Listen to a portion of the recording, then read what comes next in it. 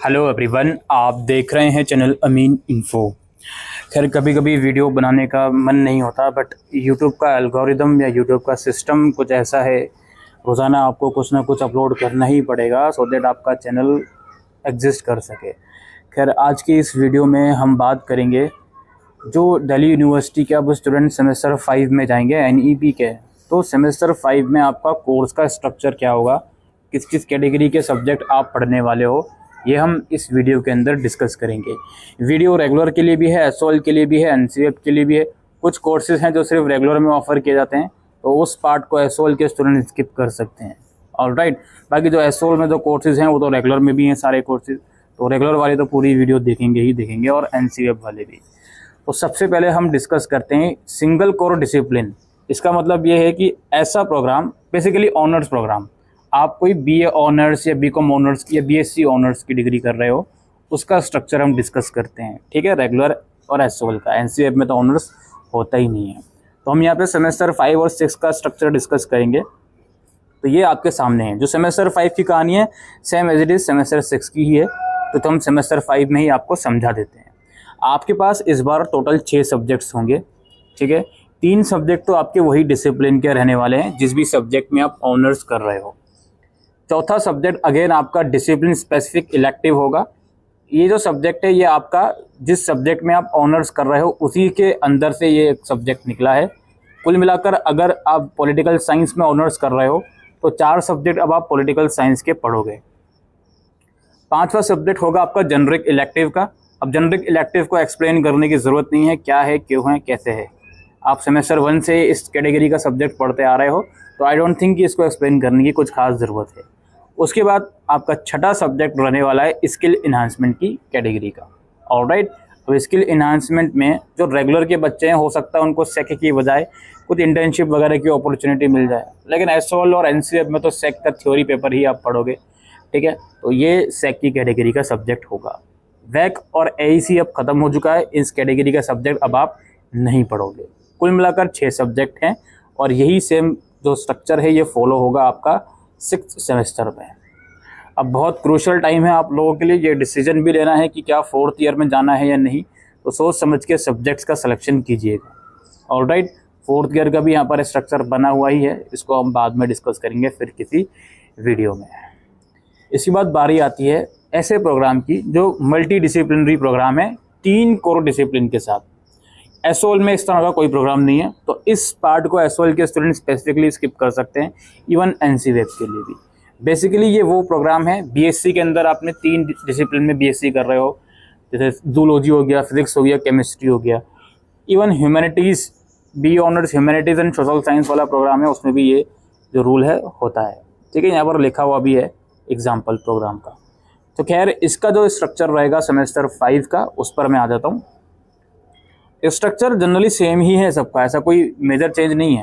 ये देखिए, 3 तो आपके सब्जेक्ट वही रहेंगे। जिन 3 डिसिप्लिन में आप कर रहे हो ग्रेजुएशन, वो तीनों डिसिप्लिन का एक एक सब्जेक्ट आप पढ़ोगे, कोई दिक्कत नहीं है।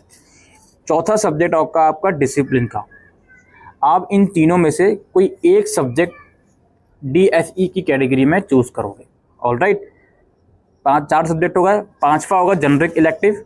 इन तीनों के अलावा किसी और सब्जेक्ट को पढ़ने का मौका आपको मिलेगा जेनरिक में, और अगेन आपका सेक की कैटेगरी में एक सब्जेक्ट होगा। ये आपका 3 कोर डिसिप्लिन वाले का स्ट्रक्चर है। ठीक है, और same as it is semester 6 के लिए लागू होगा। बाकी 4th ईयर का भी यहाँ पे स्ट्रक्चर है, आप रीड आउट कर सकते हो। अब आती है BA प्रोग्राम की बारी, जिसको सभी बच्चे देखेंगे। मोस्टली बच्चे BA प्रोग्राम में होते हैं, और ये तीनों इंस्टीट्यूट में ये प्रोग्राम है, SOL, NCF या रेगुलर। इसका क्या स्ट्रक्चर है जी, हम नीचे स्क्रॉल कर लेते हैं, सेमेस्टर 5 में आ जाते हैं। देखिए, 3 तो सब्जेक्ट आपके डिसिप्लिन के होंगे। ठीक है, मेजर और माइनर के, मतलब डिसिप्लिन 2 ही हैं, पेपर 3 हैं। ये तो आपको पता है मेजर माइनर का। जैसे हिस्ट्री और पोल साइंस है, तो हो सकता है 2 हिस्ट्री के सब्जेक्ट हो आपके पास, 1 पोल साइंस का हो। जो भी कॉम्बिनेशन आपका है वही कॉम्बिनेशन लागू रहेगा 3 सब्जेक्ट के अंदर, वो तो कोई दिक्कत नहीं है। इसके बाद आप इन 2 सब्जेक्ट में से किसी एक सब्जेक्ट का DSE पढ़ोगे। ठीक है, जैसे हिस्ट्री और पोल साइंस का कॉम्बिनेशन है, then you have to decide कि हिस्ट्री और पोल साइंस में से कोई एक सब्जेक्ट ऐसा है जिसका मुझे एक और सब्जेक्ट पढ़ना है। अब मान लेते हैं आपके पास हिस्ट्री के 2 सब्जेक्ट हैं, पोल साइंस का 1 है। आपने डिसाइड करा हिस्ट्री का मैं एक और सब्जेक्ट पढ़ूंगा, तो हिस्ट्री के 3 हो जाएंगे, पोल साइंस का एक ही रहेगा। या आपने डिसाइड करा कि मैं पोल साइंस का एक सब्जेक्ट डीएसई में पढ़ूंगा, तो फिर 2+2 इस तरह का कॉम्बिनेशन हो जाएगा। ऑलराइट, ये डीएसई में आप पढ़ोगे और एक जनरिक इलेक्टिव में पढ़ोगे। बीए प्रोग्राम के बच्चे बहुत ध्यान से सुन लें, इस बार जनरिक इलेक्टिव में इंग्लिश या कोई और लैंग्वेज, हिंदी लैंग्वेज या उर्दू लैंग्वेज या पंजाबी नहीं होगी। जीई के अंदर कोई और सब्जेक्ट आप पढ़ोगे, कोई इलेक्टिव सब्जेक्ट आप पढ़ोगे, इकोनॉमिक्स हो सकता है, इट में बी एनी अदर सब्जेक्ट जो आपका डिसिप्लिन में नहीं है उसके अलावा। ठीक है, 5 हो गए। और एज यूजुअल छठा सब्जेक्ट आपका स्किल एनहांसमेंट में होगा। अब वो रेगुलर वालों को कुछ इंटर्नशिप की अपॉर्चुनिटी देते हैं तो ठीक है, बाकी एसओल और एनसीएफ में सेक का सब्जेक्ट एक आप पढ़ोगे। और यही सेम रूल आप लोगों का सेमेस्टर 6 में लागू होगा। ठीक है, और इसके अलावा यहाँ पे बीकॉम प्रोग्राम का भी हमारे पास सेपरेटली स्ट्रक्चर दिया गया है, वो भी डिस्कस कर लेते हैं। बीकॉम प्रोग्राम में सेमेस्टर 5 के अंदर 3 तो आपके डिसिप्लिन सब्जेक्ट होंगे। ठीक है, कॉमर्स से रिलेटेड जो भी होते हैं 3 तो वो रहेंगे। एक आप कॉमर्स को लेकर एक और सब्जेक्ट आप पढ़ोगे डीएसई जिसको बोला जाएगा। ठीक है, और इसके अलावा एक जनरिक इलेक्टिव का आप सब्जेक्ट पढ़ोगे कॉमर्स डिपार्टमेंट से हटकर किसी और डिपार्टमेंट का सब्जेक्ट। इकोनॉमिक्स हो सकता है, इंग्लिश हो सकता है, हिंदी हो सकता है, कोई भी हो सकता है। और एक आप सेक की कैटेगरी में सब्जेक्ट पढ़ोगे। इस तरह से 6 सब्जेक्ट आपके हो गए और यही सेम जो रूल है वो सेमेस्टर 6 के लिए भी लागू होगा।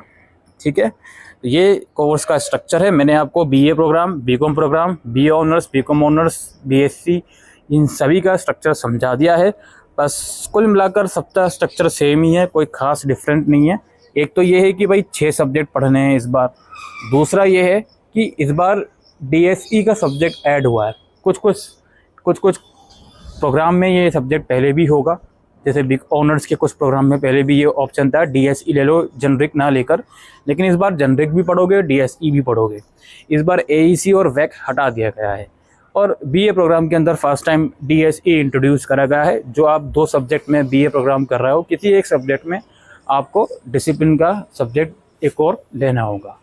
ठीक है, तो यही सब इम्पोर्टेंट इन्फॉर्मेशन जो इस वीडियो के अंदर हम डिस्कस करने आए थे आपके कोर्स स्ट्रक्चर से रिलेटेड। Thank you.